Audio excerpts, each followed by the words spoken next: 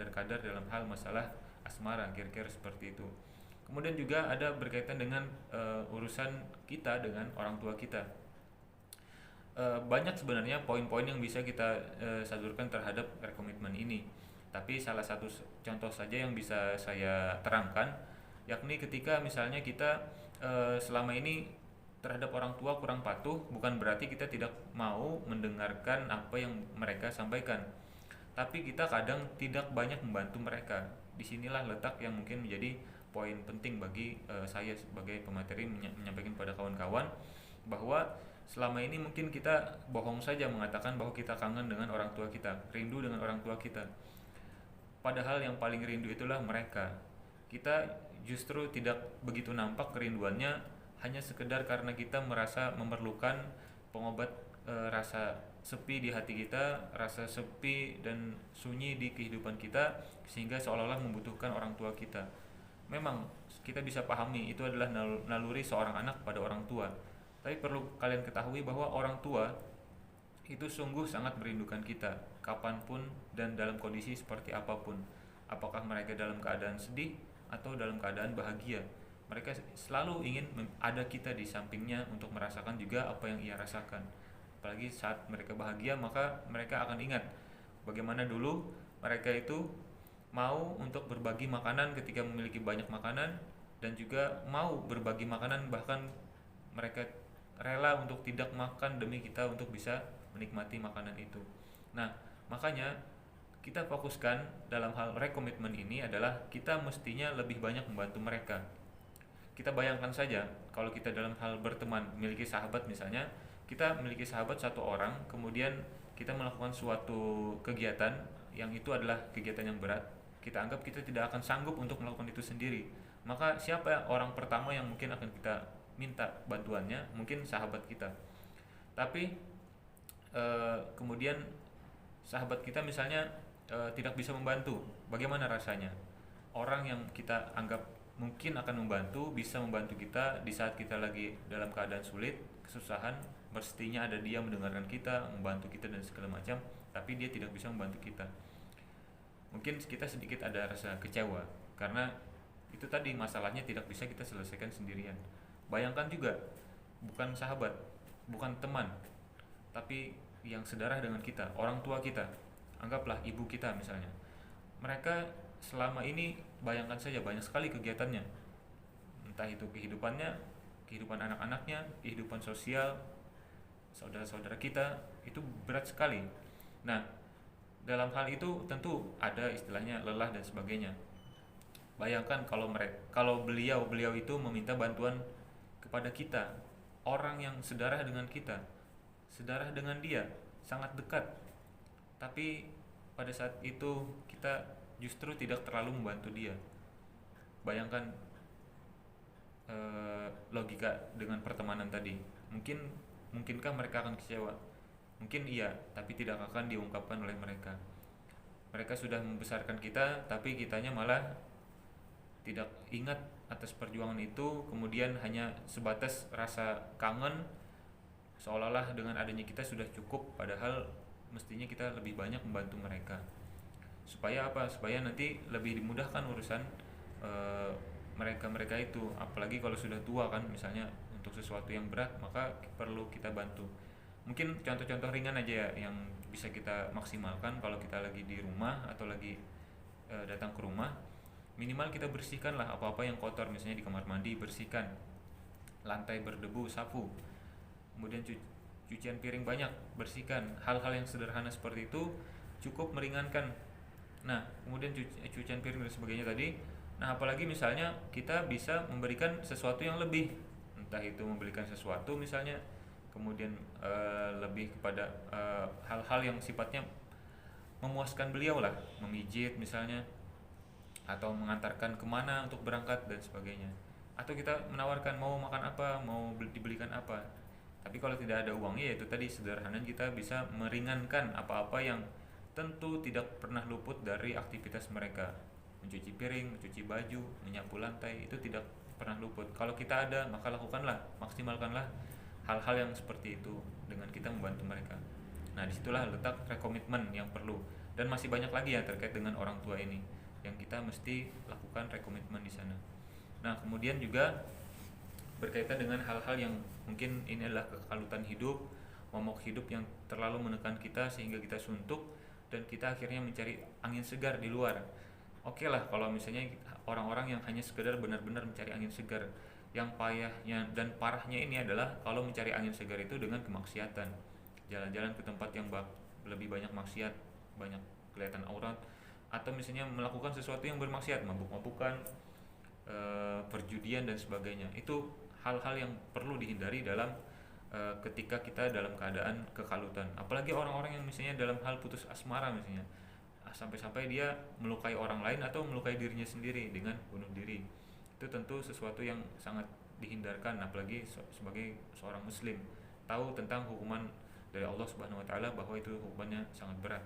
Nah, makanya rekomitmen dalam hal ini adalah jangan sampai kita melakukan aktivitas yang ketika dalam keadaan suntuk mencari angin segar dengan cara yang maksiat, tapi lakukanlah dengan melakukan hal-hal yang sifatnya adalah kebaikan. Nah, misalnya kalau dalam Islam kan tentu saja kita ada Al-Quran, ada hadis, bacalah Al-Quran, lihatlah di sana makna-makna yang mungkin menjadi pengobat kita, menjadi solusi dalam masalah kita. Dengan baca Al-Quran juga insya Allah amal ibadah bertambah, kemudian Allah akan memberikan solusi yang mungkin kita tidak akan pernah duga dari mana datangnya solusi tersebut. Ada hadis juga yang bisa menerangkan perkara kehidupan kita di masyarakat, karena barangkali misalnya di Al-Quran belum lengkap, kemudian di hadis dijelaskan, maka bacalah hadis juga. Dan insya Allah kalau tidak ada kitabnya, apa susahnya kita memiliki sosial media sekarang. Artinya ada Google, kita buka saja kata kunci yang berkaitan dengan hal tersebut, nanti insya Allah ketemu solusi untuk kita bisa lakukan atau laksanakan. Dan jangan sampai kita ketika sudah mendapatkan petunjuk dari Allah, al-huda darinya, maka jangan sampai kita kemudian mengesampingkan itu, malah cenderung kepada kemaksiatan. Jangan-jangan kita telah diistidraj atau dikaliguskan oleh Allah Subhanahu wa taala, disesatkan, ditutup hati kita, dibutakan mata kita dan telinga kita, sehingga kita tidak mau mengambil kebaikan, malah mengambil jalan fujur atau kesesatan. Yang mana dalam hal ini tadi adalah rekomitmen poinnya adalah agar kita dalam hal menyikapi masalah kekalutan harus dengan Islam, bukan dengan hal-hal yang bersifat kemaksiatan. Nah, kembali berkaitan dengan rekomitmen dalam Islam, ada 5 komitmen yang perlu dimiliki oleh seorang muslim. Yang sekali lagi saya tekankan bahwa banyak poin-poin yang berkaitan dengan komitmen, tapi dengan 5 poin ini untuk sementara insya Allah bisa membuat teman-teman itu berubah ke arah yang lebih baik. Yang pertama adalah mengimani Islam. Mengimani Islam secara keseluruhan dan maksimal. Nah, penjabaran masalah 5 poin ini insya Allah akan saya coba dengan menyampaikan dalilnya dulu, kemudian nanti ada beberapa penjelasan yang bisa dijabarkan. Dalil yang pertama, masalah mengimani Islam, Ali Imran ayat 19. Sesungguhnya agama yang diridai oleh Allah Subhanahu wa taala hanyalah agama Islam. Nah, jadi hanya Islamlah yang menjadi agama yang diridai oleh Allah Subhanahu wa taala, maka tidak ada agama lain yang kita ambil selain agama Islam. Kemudian Ali Imran ayat 85, barang siapa yang mencari agama selain agama Islam, maka sekali-kali tidaklah akan diterima agama itu oleh Allah, dan dia di akhirat pun termasuk orang-orang yang merugi. Nah, makanya jangan sampai kita mengambil agama selain Islam atau misalnya tidak menghiraukan agama Islam ini sebagai agama yang sempurna. Takutnya nantinya kita akan rugi di akhirat kelak. Sebagaimana tadi kita sudah sampaikan masalah pertanyaan 3 yang mendasar, maka kita untuk kembali kepada Allah Subhanahu wa taala, ke surganya, maka dalam kehidupan ini kita harus senantiasa beribadah kepada Allah Subhanahu wa taala dan menerapkan apa-apa yang telah diturunkan oleh Allah Subhanahu wa taala, yakni berupa aturan-aturan Islam. Nah, untuk penekanan contoh terkait dengan mengimani Islam ini, saya ingin sedikit bercerita. Jadi dulu waktu saya beberapa tahun yang lalu pernah mengalami sakit selama 2 bulan. Jadi saya itu tidak bisa melakukan aktivitas di luar selama 2 bulan. Bahkan ketika itu saya dalam posisi seorang guru, itu harus izin selama 2 bulan untuk penyembuhan karena tidak sembuh-sembuh selama 2 bulan. Nah, maka kawan-kawan dari Harokah Dakwah, teman-teman itu mereka bersilaturahmi melihat kondisi saya di rumah. Mereka datang dengan tentu saja mendoakan saya, memberikan misalnya oleh-oleh, dan juga memotivasi hal-hal yang berkaitan dengan masalah dakwah, karena mereka juga berharap kesembuhan saya kemarin itu adalah kemudian bisa lebih aktif dalam lingkup dakwah untuk menyebarkan agama Allah Subhanahu wa taala ini. Nah, maka motivasi yang sangat berkesan bagi saya, bahkan saya sudah sering gunakan contoh ini di mana-mana, yakni masalah obat untuk kesembuhan sebuah penyakit. Beliau menerangkan bahwa ketika seseorang sakit, contohnya adalah ketika seseorang sakit, misalkan saya sakit, saya kemudian mencoba untuk mencari obat penyembuh, maka saya berangkatlah ke satu toko atau apotik, anggap apotik A gitu kan, dengan obat yang sebesar ini berwarna merah. Kemudian saya beli obat itu, saya konsumsi, saya tunggu sehari, seminggu tidak sembuh-sembuh. Wah, seminggu lama sekali tuh ya sakitnya. Nah, jadi tidak sembuh-sembuh. Akhirnya saya memutuskan untuk membeli obat di apotek B. Apotek B dengan obat yang cuman mungkin seujung telunjuk jari, warnanya hijau. Tadi beda ya, tadi merah, ini hijau. Saya konsumsi obat itu belum seminggu, belum sehari, bahkan hanya beberapa jam misalnya proses penyembuhan itu, ternyata ampuh, obat itu ampuh bagi saya. Maka saya meyakini bahwa obat untuk menyembuhkan sebuah penyakit bagi saya adalah obatnya di apotek B dan obatnya berwarna hijau. Itu kesimpulan untuk contoh di obat ini. Nah, kemudian ketika kita implikasikan hal ini terhadap Islam, nah tentu saja Islam lebih tinggi ya, keimanannya atau keyakinannya terhadap memfungsikan Islam. Ketika kita bersyahadat kepada Allah Subhanahu wa taala, kita meyakini bahwa Islam adalah agama kita.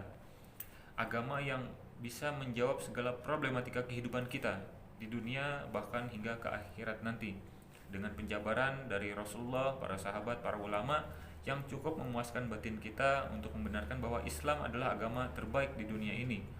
Maka dengan keyakinan penuh, ketika kita mengetahui ilmu Islam, sakofah Islam, kita akan mendakwahkan itu, kita akan menyebarkan agama Islam itu. Kenapa? Kita kembali ke contoh yang obat tadi. Kalau misalnya ada tetangga atau teman saya yang sakit, tentu saya akan sangat yakin menawarkan obat yang akan menyembuhkan penyakit itu.